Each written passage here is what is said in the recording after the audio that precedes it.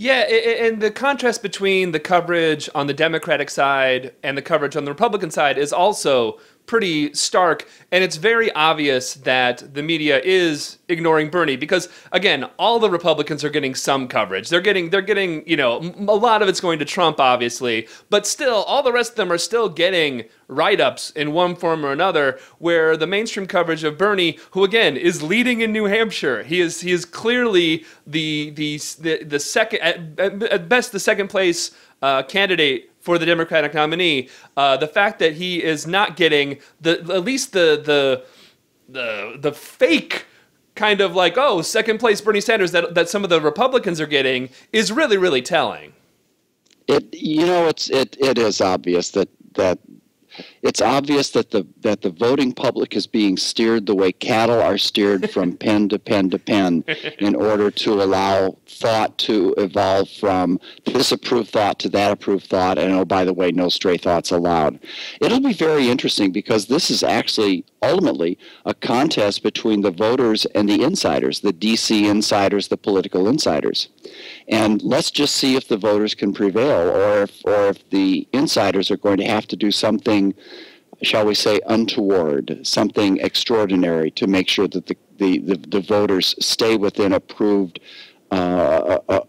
choices. On the Republican side, by the way, I know we're not going to get too far into that, but the steering of people toward approved choices is getting very, very interesting if you start to read the behind the scenes and between the lines machinations of the Adelsons and the Kochs and so forth. How do we get rid of Bernie? That's getting to be an interesting how do we get rid of Trump?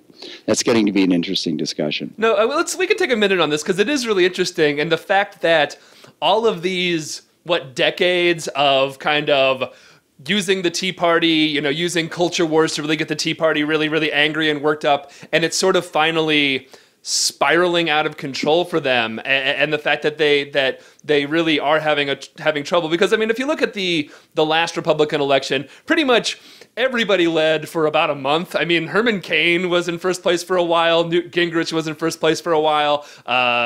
Michelle Bachmann was in first place for a while.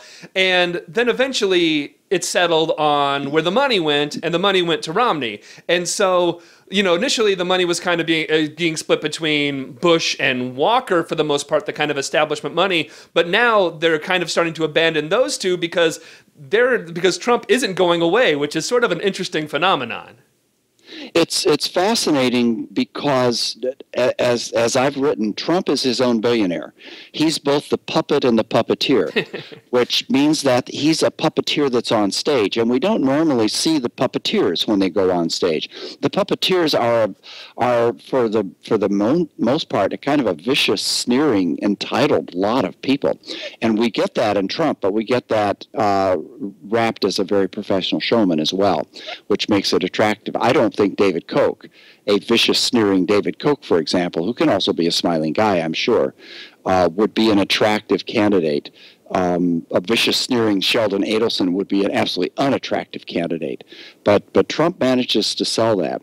So if he's going to be outside the circle of approved Republican thought, which so far in his economic ideas he definitely is, as Paul Krugman pointed out just recently, in fact, then they're going to have to take him down somehow.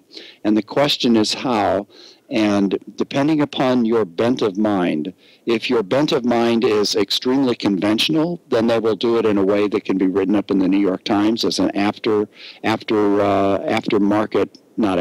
as a postmortem. Mm-hmm. But if your bent of mind is as a sort of Tom Clancy novelist, all of a sudden it gets very, very interesting, the possibilities indeed. And I'm not even saying that this is a small jet territory. I'm saying there's a whole lot of ways you can sabotage somebody with money and sting operations that nobody will admit to and nobody will actually see coming or going. But do you think what's so weird about Trump, and then I want to get back to Democrats, because the Democrats actually a little more interesting. But this is interesting, too.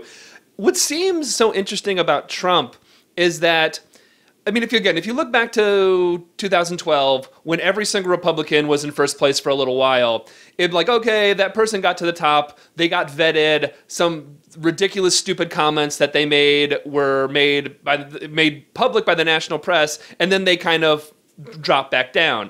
Trump has made so many ridiculous comments, so many sexist comments, and nothing's really stuck to him. And so in some ways, is there some smoking gun out there, theoretically, some smear campaign that theoretically could take him down? I mean, maybe. I mean, but I'm certainly, what's happened so far, I'm not 100% sure that even happens.